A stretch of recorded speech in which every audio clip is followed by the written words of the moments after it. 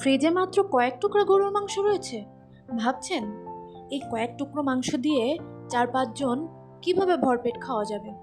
চলেন আজকে দেখে নিই কয়েক টুকরা গরুর মাংস দিয়ে 4-5 জন ভরপেট খাওয়ার মতো একটা দুর্দান্ত রেসিপি। প্রথমে গরুর মাংসগুলোকে ছোট ছোট টুকরো করে কেটে নেব। তার মধ্যে দিয়ে দেব গোটা গরম মশলা, তেজপাতা, এলাচ, দারচিনি, শুকনো মরিচ। তারপর দিয়ে দেব কুচানো পেঁয়াজ দেওয়ার পর দিয়ে দেব যাবতীয় মাংসের যে মশলাগুলো আমরা দিয়ে থাকি, রসুন বাটা, আদা বাটা, জিরা বাটা, শুকনো মরিচ বাটা। আপনারা চাইলে এখানে বাটা মশলার পরিবর্তে গুঁড়া মশলাও কিন্তু দিতে পারেন, এটাতে কোনো সমস্যা নেই। তারপর আমরা দিয়ে দেব হলুদের গুঁড়া এবং স্বাদ মতো লবণ। আর তারপরে দিয়ে দেবো বেশ কিছুটা সরিষার তেল। এখানে সয়াবিন তেলও আপনারা দিতে পারেন, কিন্তু সরিষার তেলের টেস্টটা অনেক মজা হয়। এরপর ভালো করে এই মশলার সাথে মাংসটা মাখিয়ে নিতে হবে। খুব ভালোভাবে মাংসের সাথে মশলাটা মাখিয়ে নেব। মাংসটা ভালোভাবে মাখানো হয়ে গেলে এর মধ্যে অল্প কিছুটা আমি পানি দিয়ে দেব। পানি দিয়ে এবার ঢেকে আমি চুলাটা অন করে দেব। চুলাটা অন করে এটা হালকা আঁচে হতে থাকবে। এখানে আমি অল্প করেই পানি দিয়েছি, কারণ পরবর্তীতে মাংস থেকেই অনেকটা পানি বের হয়ে আসবে। আর যদি মনে করেন যে পানিটা কম হয়ে গেছে, তাহলে সেই অনুযায়ী আপনারা পানিটা দিয়ে দিবেন। এরপর আমি ছোট ছোট টুকরো করে কেটে রাখা আলুগুলো দিয়ে দেব।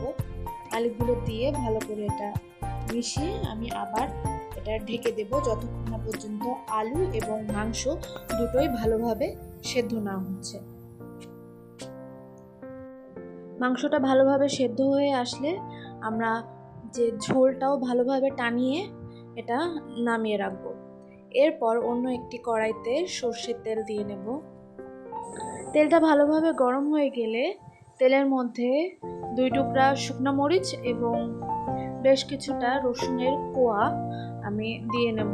এখানে কোয়াগুলো আমি গোটাই রেখেছি, যদি বেশি বড় হয় তাহলে মাঝখান থেকে একটু কেটে দিতে পারেন।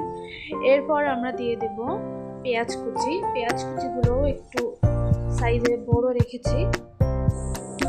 এরপর পেঁয়াজ এবং রসুনের কালারটা হালকা ব্রাউন হয়ে আসলে আমরা যে আগে মাংসটা রেডি করে রেখেছি সেই মাংসটা এখন তেলের ভিতরে আমরা দিয়ে দেব।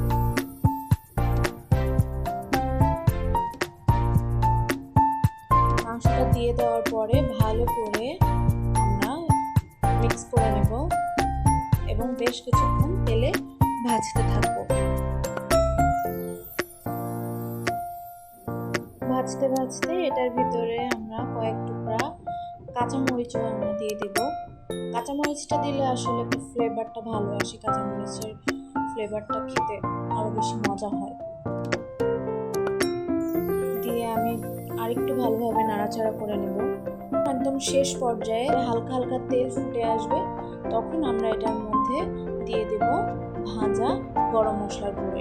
এরপর মাংসটা ভাজা ভাজা হয়ে আসলে এবং তেল ফুটে আসলে আমরা চুলাটা অফ করে দেব। ব্যাস তৈরি হয়ে গেল মাত্র কয়েক টুকরা গরুর মাংস দিয়ে একটা দুর্দান্ত মজার রেসিপি। এই রেসিপিটা যদি গরম গরম ভাতের সাথে খাওয়া হয় দুর্দান্ত লাগে খেতে। আর এই মাংস দিয়ে অনায়াসে 5 থেকে 6 জন পেট পুরে খাওয়া সম্ভব। আর এই রেসিপিটা একবার ট্রাই করলে আপনি বারবার ট্রাই করতে চাইবেন। গরম গরম ভাতের সাথে এটা যে কি যে মজা! আমি যখন ভাত দিয়ে এটা খাচ্ছিলাম মনে হচ্ছিল গালের মধ্যে ফ্লেভারগুলো জাস্ট ব্লাস্ট করতেছে, এত মজা। অবশ্যই রেসিপিটা বাসায় ট্রাই করবেন। তাহলে আজকে এই পর্যন্তই। সবাই ভালো থাকবেন। আল্লাহ হাফেজ।